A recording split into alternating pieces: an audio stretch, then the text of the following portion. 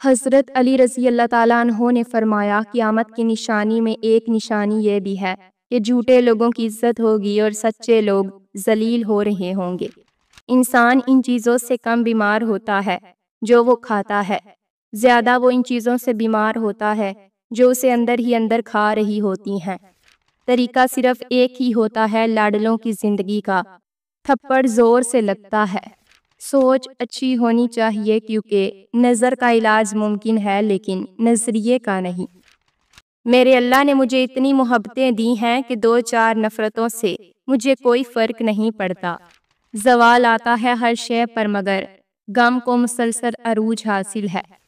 کوشش کریں کہ نسلی لوگوں سے تعلق رکھیں، یہ ناراض بھی ہوں تو عزت اور کردار پہ بات نہیں کرتے۔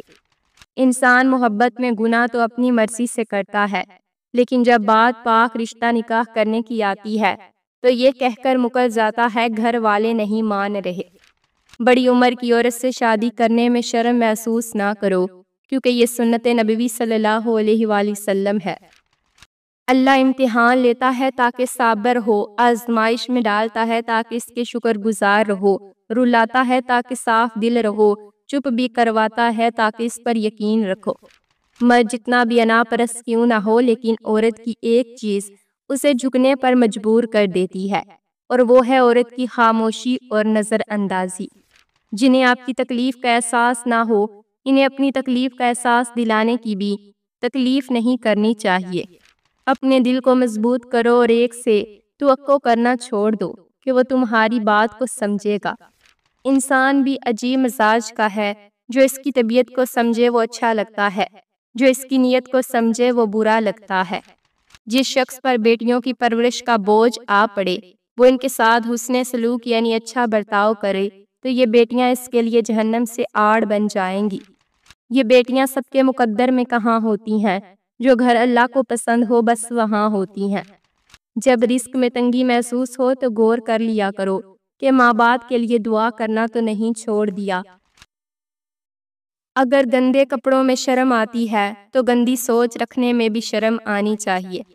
انسان یا رب مجھ کو جو چاہیے وہ نہیں ملتا، رب جو مل رہا ہے تیرے لیے بہتر ہے، تم نہیں جانتے مگر میں خبر رکھتا ہوں۔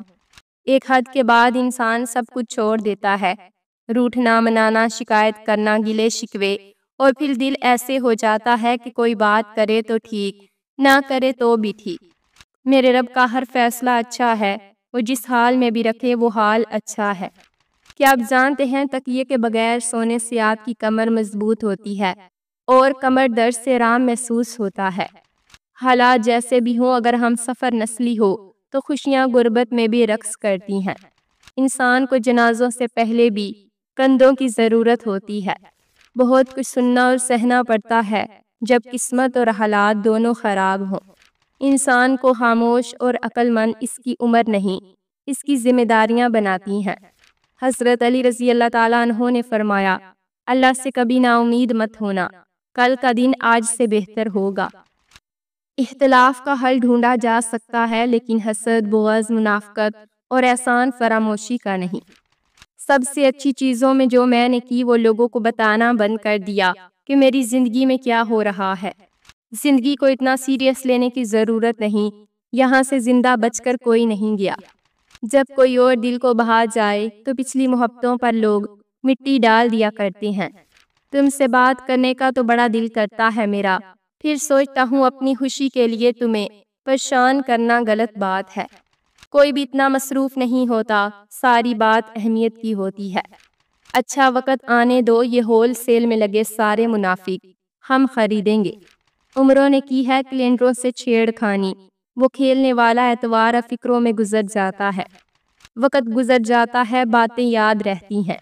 نفرت نہیں ہے کسی سے، بس اب کوئی اچھا نہیں لگتا۔ بری نظر لگ جائے تو اچھی قسمت بھی ساتھ نہیں دیتی۔ انسان کو پہلی دفعہ بولنے میں 2 سال لگتے ہیں، لیکن کون سا لفظ کہاں بولنا ہے یہ سیکھنے میں پوری زندگی گزر جاتی ہے۔ دنیا پیسے والوں کی چمچہ گیری کرتی ہے، ورنہ رشتہ دار بھکاریوں کے بھی ہوتے ہیں۔ کاش انسان بھی نوٹوں کی طرح ہوتا، روشنی کی طرف کر کے پتہ لگا لیتا اصلی ہے یا نکلی۔ جب آپ کسی کو عزت دیں تو اس کے ساتھ پھکی دیا کریں۔ تاکہ اسے عزت ہضم بھی ہو جائے۔ تم دوسروں کے راستے کی رکاوٹیں دور کرتے جاؤ، تمہاری اپنی منزل کا رستہ آسان ہوتا چلا جائے گا۔ یہ بیٹیوں کی کہانیاں بھی عجیب ہیں۔ جہاں پیدا ہوتی ہیں وہاں مہمان ہوتی ہیں، اور جہاں رخصت ہوتی ہیں وہاں ملکیت سمجھی جاتی ہیں، مگر مقدر کی کوئی گارنٹی نہیں۔ ایسا انتخاب کرو جو آپ سے سچی محبت کرے، جو غلطی نہ ہونے پر بھی معافی مانگے، جو کہ آپ کو کھونے سے ڈرے، جو آپ کو خوش رکھے اور آپ سے کبھی بھی رشتہ ختم نہ کرے۔ ایسے شخص کو کبھی مت کھونا جو ہر وقت آپ کے ساتھ رہتا ہو۔ بے نسل آدمی کی پہچان یہ ہے کہ آپ اسے جس قدر زیادہ عزت دیں گے، وہ آپ کو اس قدر زیادہ تکلیف دے گا۔ انسان کو اپنے بے بس ہونے کا اندازہ تب ہوتا ہے جب وہ کسی کو دیکھنے، سننے اور بات کرنے کے لیے ترس جاتا ہے۔ تمہارا نیند سے اٹھ کر تہجد پڑھنا اس بات کی واضح دلیل ہے کہ اللہ تمہیں جلد کوئی بڑی کامیابی دینے والا ہے۔ جو لوگ جتنی زیادہ شدت سے پیار یا فکر کرتے ہیں، اتنی ہی شدت سے نفرت یا نظر انداز کر سکتے ہیں۔ جس عورت کے پاؤں کالے اور چہرہ سفید ہو، ایسی عورت بالکل بھی بھروسے کے قابل نہیں ہوتی، اور یہ جھوٹ کو بھی سچ بنا کر بیان کرتی ہے۔ ہم تو برے ہیں جناب، آپ کے رابطے ہیں فرشتوں سے۔ سائیکالوجی کے مطابق جن لوگوں کی آنکھیں بڑی ہوتی ہیں، لوگ آسانی سے ان کی طرف متوجہ ہوتے ہیں۔ اللہ پاک کو وہ دل بہت پسند ہیں جو ٹوٹ کر بھی اس سے جڑا رہتا ہے۔ دنیا کی کوئی چیز اتنی شفاف نہیں جتنی شفاف وہ دل ہے جس پر اللہ پاک اور آل نبی اولاد علی کی محبت قابض ہو۔ زندگی میں ایک ایسے شخص کا ہونا بہت ضروری ہے جس سے بات کرتے ہوئے آپ کو الفاظ کا چناؤ نہ کرنا پڑے۔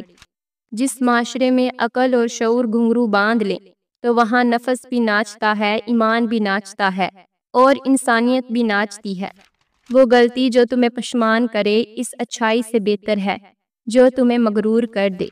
موتی کیچڑ میں گر کر بھی قیمتی رہتا ہے، اور دھول آسمان پر چڑھ کر بھی بے قیمت رہتی ہے۔ میرا نصیب غلط ہو ہی نہیں سکتا، کیونکہ میرا نصیب تو اس نے لکھا ہے جو مجھے 70 ماؤں سے زیادہ پیار کرتا ہے۔ آپ آسمان تو نہیں بن سکتے، لیکن کسی کے لیے آس اور مان دونوں بن سکتے ہیں۔ ہر حال میں شکر ادا کرو۔ آپ اپنی زندگی سے بھلے ہی خوش نہ ہو، پر کچھ لوگ ایسے بھی ہیں جو آپ کے جیسی زندگی جینے کے لیے ترس رہے ہیں۔